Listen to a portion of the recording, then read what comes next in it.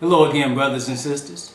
Today I'm going to deal with a lesson that deals with the identity of Israel. Because contrary to popular belief, Israel is a black people that have been scattered into slavery throughout all the nations of the earth. Even in the United States, the so-called African American, the majority of them, a large majority of them, are descendants of the original Israelites. And I'm going to prove this through history, I'm going to read some historical references, as well as scripture. Okay? Because one thing about scripture, this Holy Bible, it's about the relationship between God and His people. And you need to know who Israel is. Because if you don't know who Israel is, you don't know who God is really dealing with.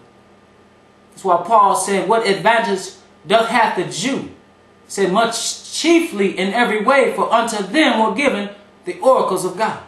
He says in Amos, only you have I known throughout all the nations of the earth. Therefore I will punish you for all your iniquities. See, Israel sinned against God and was eventually cast into slavery. But they are going to be redeemed.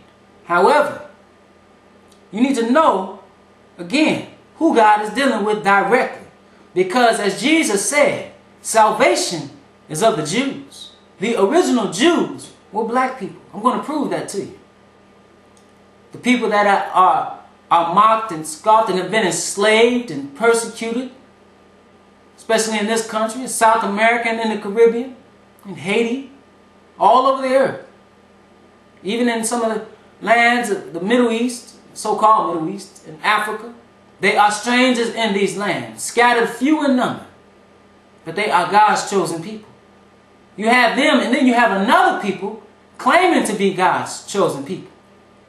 Let's find out who's telling the truth. Okay? I want to first start off with some history. I'm going to read from a Senegalese scholar known as Cheikh Anta Diop. Okay? He is one of the most foremost, or probably the foremost African scholar of the 20th century. I'm going to read something he said. Because one thing about scripture, again, if you look at the scripture, if you look at Israel and you look at the Egyptians and the Israelites had to look the same because Israelites, on several instances, were mistaken for Egyptians. Now again, how can you be mistaken for one of another nationality unless you look like that person? For instance, I wouldn't be mistaken for a Caucasian male. Alright? A black male normally is dark and he wouldn't be mistaken for a Caucasian, nor would a Hispanic be mistaken for a so-called African American. Okay? That just doesn't happen. Because they don't look the same. However, I could be mistaken for a Kenyan. Okay? Because they are black. They are both black. We are both black. We are not the same people, but we are both black. I'll give you an example.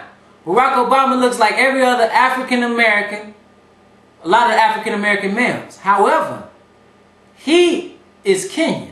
There is a difference. They're from different people. Okay? All black people are not the same, just like all white people are not the same.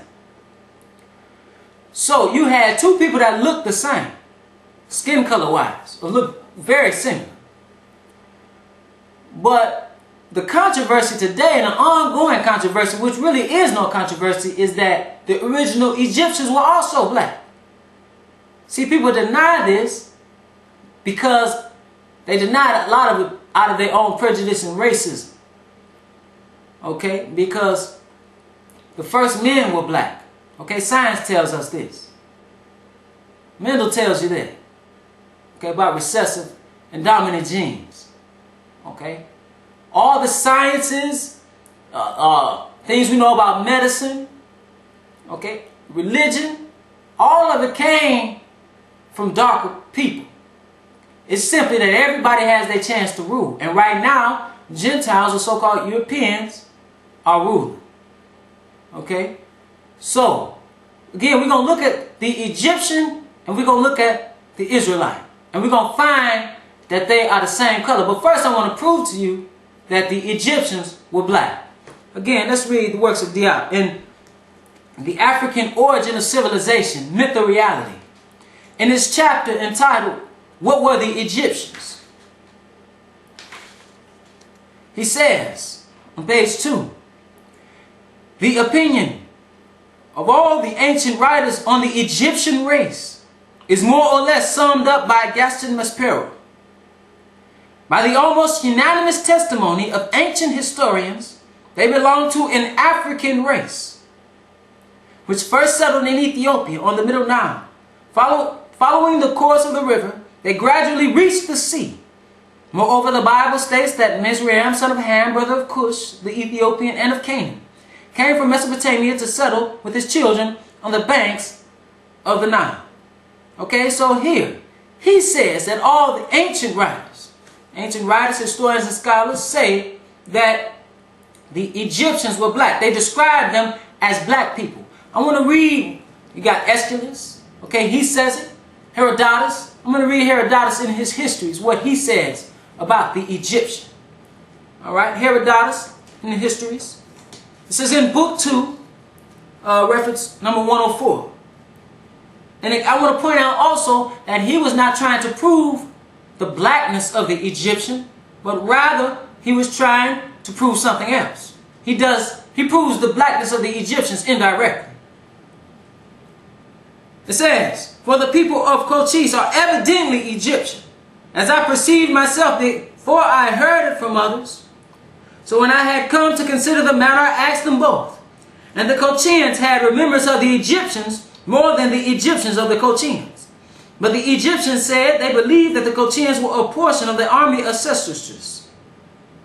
That this was so I conjectured myself, not only because they are dark-skinned, talking about the Egyptians now, not only because they are dark-skinned and have curly hair.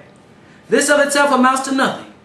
For there are other races which are so, but more because the Colchians, Egyptians, and Ethiopians, alone of all the races of men, have practiced circumcision of the genitals from the first.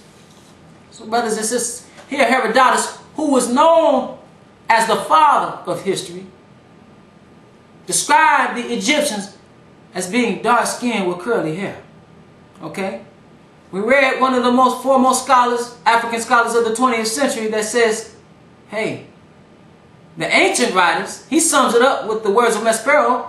He says the ancient writers say that the Egyptians are of an African race. And if you really think about it, common sense tells you that, because Egypt is in Africa. I know it has been separated along with some of northern Africa and has been called the so-called Middle East. But that is a misnomer. Okay?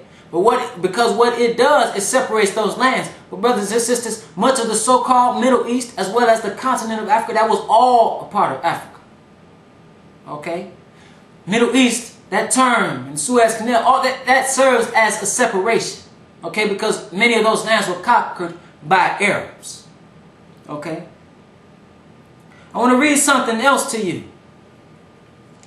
And again, I encourage you to do your own research. Count Constantine de Vauny, who was a Frenchman who visited Egypt. Why am I dealing with him? I want to deal with him because when you look at the artifacts of the Egyptians, you know that you understand that they are black. When you look even at the Sphinx, the Great Sphinx, okay, you can tell that the Egyptians were black. This de Vauny, he sketched a picture. You can look it up and find it and look at it.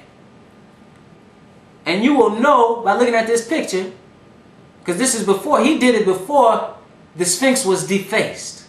Okay, before the nose was gone. You understand that these were African people by their facial features. Okay? It's just like if you read the book about they came before Columbus. Okay? If you read and look at some of the artifacts that were found in South America and in the other parts of the Americas long